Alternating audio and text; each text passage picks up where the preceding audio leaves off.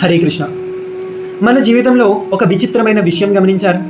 మనం సోషల్ మీడియాలో గంటల కొద్దీ స్క్రోల్ చేస్తూ జీవితం, అనుబంధం, విరక్తి గురించి కోట్స్ చదువుతూ ఉంటాం. వాటిని సేవ్ చేస్తాం, షేర్ చేస్తాం, కొద్దిసేపు ప్రేరణ పొందుతాం. కానీ నిజమైన శాశ్వతమైన జ్ఞానం దగ్గరికి వస్తే మనం వెనక్కి తగ్గుతాం.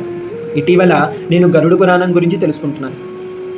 భగవంతుడైన శ్రీ మహావిష్ణువు గరుత్మంతునికి జీవితం, మరణం, మరణానంతర ప్రయాణం గురించి చెప్పిన మహాగ్రంథం.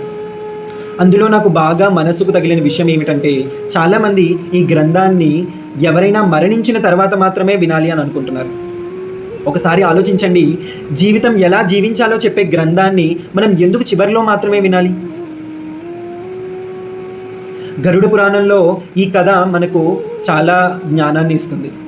ఒక వ్యక్తి తన జీవితం అంతా ధనం, స్థానం, సుఖాలు కోసం పరిగెత్తుతాడు. సంతోషం అంటే తన దగ్గర ఉన్నదే అని భావిస్తాడు.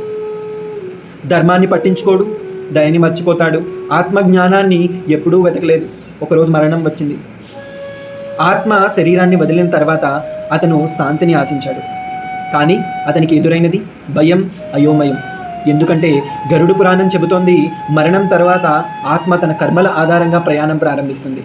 ఆ వ్యక్తి ఒంటరిగా ఒక కఠినమైన మార్గంలో నడవాల్సి వస్తుంది. తను చేసిన పనుల భారంతో అతని సంపద అతనితో రాదు. అతని స్థానం అతన్ని రక్షించలేదు. ఎవరు అతనితో ఆ మార్గంలో నడవరు. అతనితో వచ్చినది ఒక్కటే, అతని కర్మ.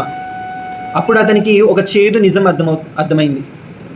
తన జీవితం అంతా అన్నిటికీ సిద్ధమయ్యాడు, కానీ జీవితానంతరానికి మాత్రం సిద్ధం కాలేదు.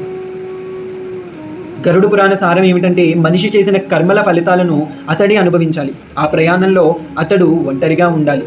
ఇప్పుడు భగవద్గీతలోని ఈ శ్లోకం వినండి. వాసాంసి జీర్ణాన్ని యదా విహాయ నవాని గృహ్ణాతి సరోపరాని. పాత బట్టలను వదిలి కొత్త బట్టల్ని ధరించుకున్నట్లే ఆత్మ పాత శరీరాన్ని వదిలి కొత్త శరీరాన్ని స్వీకరిస్తుంది. వేరువేరు గ్రంథాలైనా ఒకటే సత్యం, మనము ఈ శరీరం కాదు, ఆత్మ మాత్రమే. కానీ మన జీవితం చూస్తే ఇది శాశ్వతమని జీవిస్తున్నాం. మనుషుల్ని పట్టుకుంటాం, అహంకారాన్ని పట్టుకుంటాం, తాత్కాలికమైన వాటిని పట్టుకుంటాం. కానీ ఒక నిజం మర్చిపోతున్నాం, మనతో పాటు వచ్చే ఏకైక విషయం మన కర్మ. అందుకే అసలు ప్రశ్న ఏమిటంటే, మరణం తర్వాత ఏమవుతుంది అని కాదు, మరణానికి ముందు మనం ఎలా జీవిస్తున్నాం అన్నది ఈ గ్రంథాల చివరిలో వినడానికి మాత్రమే కాదు, ప్రతిరోజు జీవించడానికి. కాబట్టి మరో కోట్ని స్క్రోల్ చేసే ముందు ఒక్కసారి ఆగండి. మీరు మిమ్మల్ని అడగండి, నేను జ్ఞానాన్ని చదువుతున్నానా లేక జీవిస్తున్నానా? హరే కృష్ణ.